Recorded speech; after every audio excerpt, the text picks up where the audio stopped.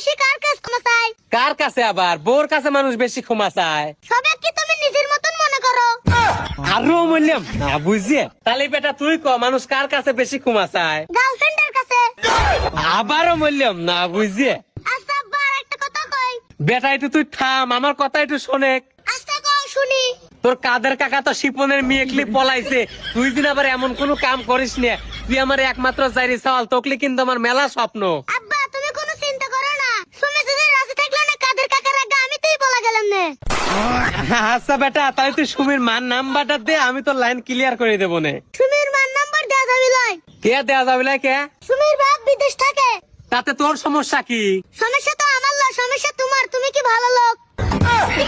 মানে তোমাকে যদি সুমির মার নাম্বারটা দেয় তাহলে শরীর মা কয় টাকা লাগবে নি? এসব কথা বাদ দে তো বেটা। আর হচ্ছে তো গাছে পানি দিবের কইছিলাম, পানি দিছু?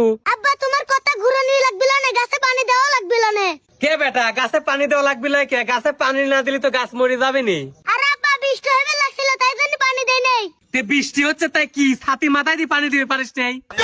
আব্বা তুমি রাগ করে না, সুমির মার নাম্বার তোমাকে কেন দেবো না? হে বেটা, এই কথাটা যদি তুই আগেই করলো, তোর সাথে আমি কত সুন্দর ব্যবহার করলাম নে।